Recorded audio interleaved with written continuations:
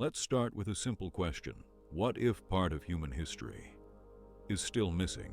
On the island of Malta, there are unusual discoveries. Bones that don't seem to fit ordinary human proportions, and ancient structures built from massive stones, standing quietly for thousands of years. At first glance, Malta looks like just another small island in the Mediterranean, but beneath its surface, it may be hiding questions we were never meant to ask.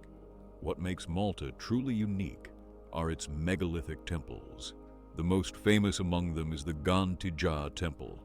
It is older than the pyramids of Egypt. Massive limestone blocks, weighing over 20 tons each, were assembled with astonishing precision. Without mortar, there were no wheels, no metal tools, no advanced lifting systems. For a Neolithic society, this represents an engineering achievement that is difficult to explain.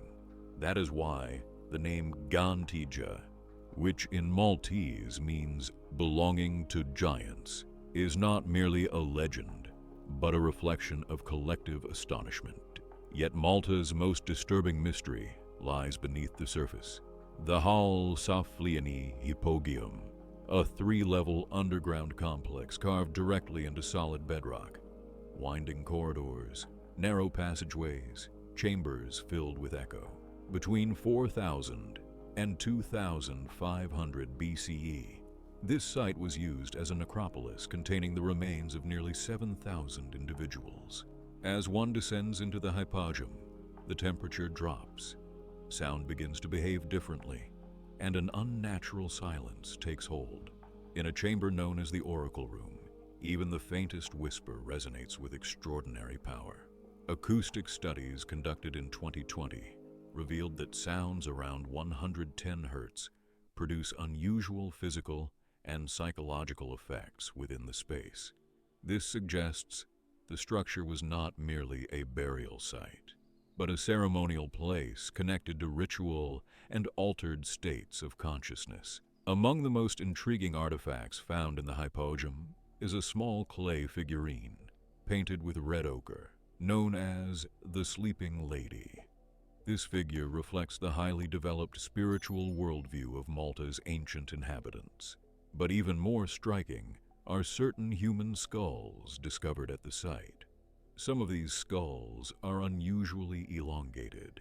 At first, researchers believed this was the result of intentional cranial deformation, a practice known in many ancient cultures. However, in several cases, none of the typical markers of artificial modification are present. The bone structure itself appears naturally different. This raises an unsettling question. Did Malta's ancient inhabitants belong to a variation of humanity outside the anatomy we recognize today? These questions are not new. In the 17th century, Maltese aristocrat John Abela claimed to have discovered extraordinarily large human bones and displayed them in his private museum. His findings sparked intense debate among the natural philosophers of his time. Later, the bones were reclassified as belonging to animals. Yet the controversy never truly ended, because the mystery does not rest on bones alone. Stories of giants are not unique to Malta. Spanish explorers in Patagonia claimed encounters with towering human-like beings. The Bible and the Book of Enoch speak of the Nephilim. Greek mythology tells of the Titans. Independent cultures, separated by vast distances, all describe beings of extraordinary size. Are these stories merely myths, or echoes of something long forgotten? Another element placing Malta at the center of this debate is its architectural and astronomical precision. Some temples appear aligned with celestial events from thousands of years ago, suggesting advanced knowledge of the skies. A similar shock confronted researchers at Göbekli Tepe in modern-day Turkey, dated to approximately 11,500 years ago. This site fundamentally shattered the narrative of primitive hunter-gatherers, which raises a troubling possibility. Could advanced societies have emerged far earlier than we were taught and then vanished? Some stories surrounding the Hypogeum are darker still. Local legend speaks of children who allegedly disappeared during a school trip in the early 20th century. Unverified, unconfirmed, yet the story persists, adding to the site's eerie reputation. In the 1930s, an American visitor named Lois Jessup claimed that while looking through a fissure in the underground chambers, she saw enormous humanoid figures moving slowly in the depths below. Was it real? Or merely an illusion created by darkness, isolation, and the human mind? To this day, archaeologists cannot give a definitive answer to a central question.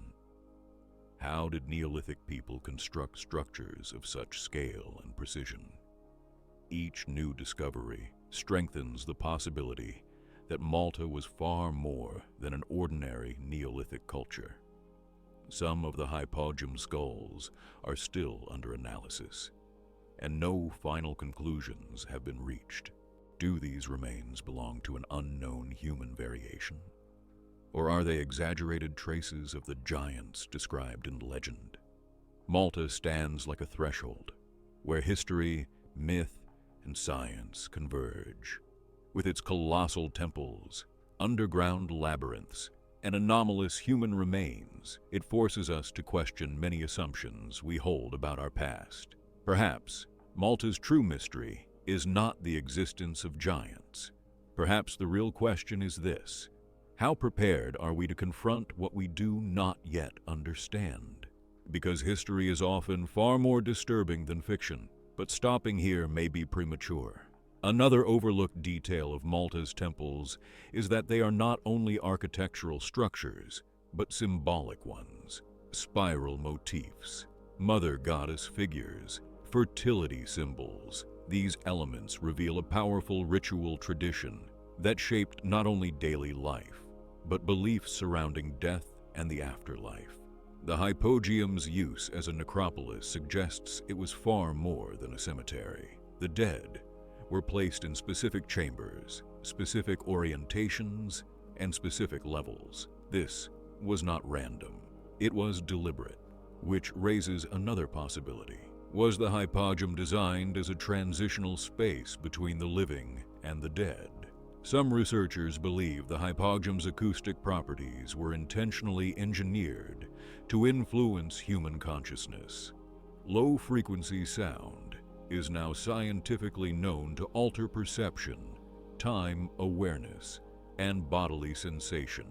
If this is true, then Malta's ancient inhabitants understood sound as more than noise.